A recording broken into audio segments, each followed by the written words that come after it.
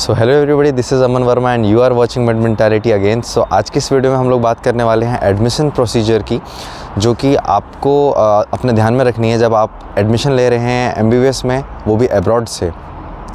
So guys, currently I am studying in Samara state medical university और मेरे को यहाँ पे 7 महीने हो चुके हैं, टोटल 7 महीने हो चुके हैं और मेरा अभी सेकेंड सेमेस्टर चालू है।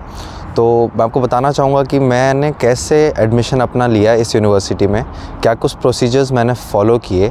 तो ये सारी चीज़ें आज आप इस वीडियो में देखोगे, समझोगे। एंड अगर आपको कुछ भी डाउट हो तो प्लीज़ आप मुझे कांटेक्ट कर सकते हो मेरे व्हाट्सएप नंबर पे, जो कि डिस्क्रिप्शन बॉक्स में भी दिया होगा। तो चलिए स्टार्ट करते हैं वीडियो।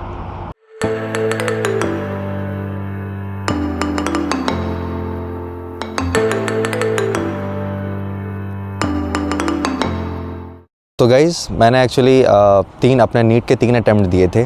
तो 3 अटैम्प्ट दिए थे, तो मेरा फर्स्ट जो ईयर था वो काफ़ी ज़्यादा उसमें अच्छा स्कोर था, बट धीरे धीरे जो स्कोर था वो बढ़ भी नहीं रहा था ना घट रहा था, मैं कांस्टेंट हो गया था। तो उसके बाद जब मैंने 2023 में अपना जब नीट का एग्ज़ाम दिया, तो मैं जब आया नीट, वहाँ जब एग्ज़ाम दे के आया तो मेरे को ऐसा लगा कि शायद इस साल भी नहीं होगा। मैंने जब अपने आंसर्स मिलाए आंसर की से, तो मैंने देखा कि नहीं, शायद इस साल भी नहीं होगा। देन मैंने सोचा कि चलो अब एमबीबीएस अब्रॉड, जब एमबीबीएस ही करना है तो एमबीबीएस अब्रॉड से ही कर लेते हैं। देन जो मैंने उसके बाद रिसर्च करना स्टार्ट किया, देन मैंने सोचा कि पहले कौन सी कंट्री चूज़ की जाए। कज़ाकिस्तान, किर्गिस्तान, उज़्बेकिस्तान, रशिया, ठीक है, जॉर्जिया, फ़िलीपींस। तो जब मुझे पता चला कि वहाँ पे वैलिड नहीं है, एनएमसी की गाइडलाइंस वहाँ फॉलो नहीं हो रही है, तो मैंने फ़िलीपींस को अपने लिस्ट से ही हटा दिया था। बट किर्गिस्तान, कज़ाकिस्तान और उज़्बेकिस्तान का ऐसा था कि वो एक अभी अंडर डेवलपिंग कंट्रीज़ है, ठीक है, वहाँ पे वो इतना डेवलप्ड कंट्रीज़ नहीं है। तो वहाँ का इंफ्रास्ट्रक्चर, ठीक है, एंड वहाँ पे कैसा हॉस्पिटल्स वगैरह होते हैं, वहाँ का प्रैक्टिकल एक्सपोजर हम लोग को कैसा मिलेगा, ये सारी चीज़ों का मुझे कुछ भी मतलब ध्यान नहीं था एंड मुझे कुछ नॉलेज भी नहीं था। रशिया में मेरे काफ़ी फ्रेंड्स पढ़ रहे थे ऑलरेडी, ठीक है, तो उनसे मैंने पूछा तो उन्होंने बताया कि देखो, जो भी डेवलप्ड कंट्रीज़ होती हैं वहाँ पे आपको प्रैक्टिकल एक्सपोजर काफ़ी बढ़िया मिलेगा, क्लिनिकल जो भी चीज़ें होती हैं वो सारी चीज़ें आपको बहुत ही बेहतर मिलेगी। तो अगर आ रहे हो तो रशिया आ जाओ, इन सारी कंट्रीज़ जाने में कोई ज़रूरत नहीं, क्योंकि वहाँ पे भी आपको सेम बजट लगता एंड यहाँ पे भी सेम। तो ज़्यादा कुछ अंतर था नहीं, थोड़ा सा माइनर डिफरेंस था, तो इसलिए मैंने सोचा रशिया ही चलते हैं। तो मैंने पहला स्टेप जो था मेरा कंट्री चूज़ करना, तो कंट्री में मैंने रशिया चूज़ किया। जैसे ही मैंने एक बार कंट्री चूज़ कर लिया रशिया, देन मैंने सोचा कि अब यूनिवर्सिटी कैसे चूज़ करूँ। तो बहुत सारे फ्रेंड्स थे मेरे क्रीमिया में, बट क्रीमिया मेरा पहला प्रेफरेंस क्रीमिया था, बट मैं वहाँ नहीं गया क्योंकि वहाँ पे एक्चुअली वो एक वॉर जोन एरिया है।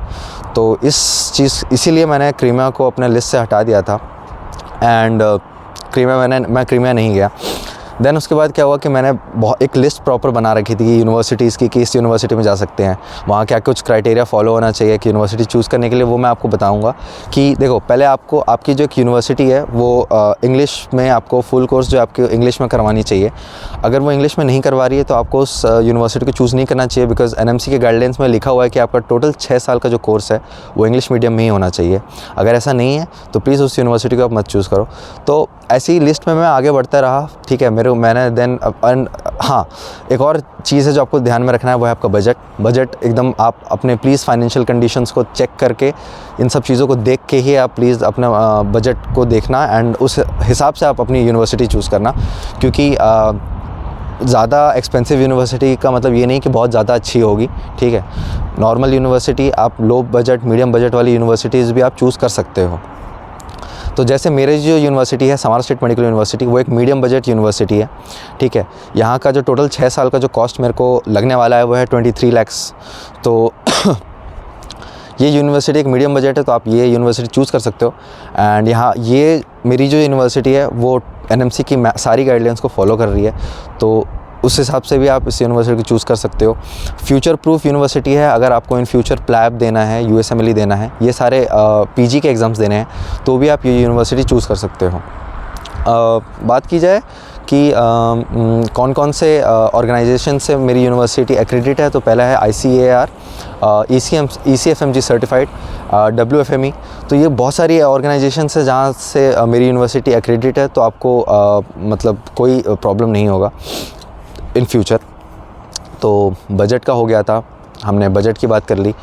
अब आता है कि मतलब जब आप कोई एक पर्टिकुलर यूनिवर्सिटी चूज़ कर चुके हो, जैसे फॉर एग्जांपल आपने समारा चूज़ कर लिया है, तो अब वहाँ के आप बच्चों से बात करो, वहाँ पे जो बच्चे ऑलरेडी पढ़ रहे हैं फर्स्ट ईयर में, सेकंड ईयर में, मतलब यहाँ अभी करंटली 5th ईयर तक स्टूडेंट है मेरे यूनिवर्सिटी में। अभी जो 5th ईयर तक यहाँ से कोई भी बैच पास आउट नहीं हुआ है, इसीलिए बहुत सारे बच्चों का एक मतलब कहना रहता है कि भैया समारा में एडमिशन तो हम ले रहे हैं बट यहाँ पे तो FMG परसेंटेज 0 है।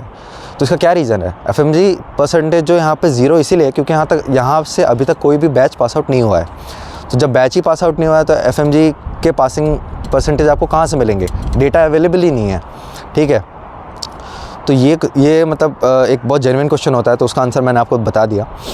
तो आपका पहला स्टेप ये रहेगा कि आपने यूनिवर्सिटी जब चूज़ कर ली है तो वहाँ के बच्चों से बात करो, वहाँ के बच्चों से वहाँ की ग्राउंड रियलिटी पूछो कि भाई क्या है यहाँ पर, क्या कुछ है। जब आपको सारी चीज़ें का कंफर्मेशन मिल जाए कि हाँ यूनिवर्सिटी ठीक है, आपके सारे कंडीशंस को फॉलो कर रही है, ठीक है, आपको यहाँ कोई दिक्कत नहीं होगी, देन आप वहाँ उनके बारे में पूछो कि वहाँ पे एडमिशन्स कौन करवाते हैं। तो आपका जो 4th स्टेप होगा वो रहेगा कंसल्टेंसी चूज़ करना। तो मेरे टाइम में मैंने भी यहाँ के बहुत सारे बच्चों से बात करी थी जो कि अभी 2nd ईयर में हैं, मेरे सीनियर्स। तो उन्होंने मेरे को जो यहाँ के ऑफिशियल कंसल्टेंसी है जिनका आपको नाम यूनिवर्सिटी की ही वेबसाइट पे मिल जाएगा, आप समारा स्टेट मेडिकल यूनिवर्सिटी के वेबसाइट पे भी जाके चेक कर सकते हो। उनके वेबसाइट पे ही यहाँ के एक ऑफिशियल कंसल्टेंसी का नाम दिया हुआ रहता है, तो वहाँ से आप उनसे डायरेक्ट कांटेक्ट कर सकते हो, ठीक है, उनसे बात कर सकते हो, कैसे एडमिशन्स लेना, ये सारी चीज़ें आप उनसे पूछ सकते हो। तो बेसिक जो एडमिशन रिक्वायरमेंट्स हैं इस यूनिवर्सिटी में एडमिशन लेने का है वो है आप नीट क्वालिफाई होने चाहिए। NEET qualify in the sense आपके एटलीस्ट 150 प्लस मार्क्स होने चाहिए। दूसरा 12th में आपके मिनिमम परसेंटेज 50 मार्क्स होने चाहिए एंड 10th 12th की मार्कशीट होनी चाहिए। आप नीट क्वालिफाई होने चाहिए, आपका आधार होना चाहिए, आपके पास आपका पासपोर्ट रेडी होना चाहिए। ये सारी चीज़ें हैं जो आपके पास रेडी होने चाहिए जब आपको एडमिशन यहाँ पे लेना है। तो ये एक्चुअली पूरा मतलब प्रोसीजर था। तो मैंने अपने कंसल्टेंट से बात करी, उनसे पूछा कि कौन सी यूनिवर्सिटीज़ है, समारा से भी कोई बेटर है क्या, या मतलब कौन सी यूनिवर्सिटी में चूज़ कर सकता हूँ। तो उन्होंने मेरे को समारा से सजेस्ट करा। मेरा बजट बिकॉज 25 लाख तक था, इसके वजह से मैंने समारा चूज़ करा। एंड टू बी ऑनेस्ट मैं आपको अपना एक रिव्यू देना चाहूँगा एज अ स्टूडेंट। मेरे को अभी तक कैसा लगा है कि जो मैंने सोचा था मुझे बिल्कुल भी उम्मीद नहीं थी, बिकॉज़ हम सब जो थे, जितने भी सब आए थे, वो कंसल्टेंट ने हमको जिस भरोसे पे लाया था कि आपको यूनिवर्सिटी पसंद आएगी, आपको वो सारी चीज़ें दी जाएगी, सारी फैसिलिटीज़ दी जाएगी जो एक पर्टिकुलर कॉलेज, एक इंडियन कॉलेज में आपको मिलती है। तो वो सारी चीज़ों पे हमारे कंसल्टेंट भी खरे उतरे, ये यूनिवर्सिटी भी खरी उतरी, ठीक है। एंड हमको वो सारी, जैसे आपका बोलना होगा कि भाई आपके कॉलेज में कैडेवर है क्या, तो जी हाँ, कैडेवर यहाँ पे है, प्रेजेंट है। आपको जो टीचर्स हैं प्रैक्टिकल करवाने के लिए एक रियल बॉडी पे ही लेके जाते हैं। बात ये रही, इंग्लिश में पूरा आपको पढ़ाया जाता है। रशियन लैंग्वेज की भी क्लास लगती है, बिकॉज़ आपको यहाँ पे 6 साल रहना है, तो 6 साल अगर आपको यहाँ रहना तो आपको रशियन आपको आनी चाहिए। तो इस वजह से हमारी रशियन लैंग्वेज की भी क्लास चलती है। एंड जितने भी टीचर्स हमें पढ़ाते हैं वो इंग्लिश मीडियम में पढ़ाते हैं, तो उसमें आपको कोई टेंशन लेने की बात नहीं है।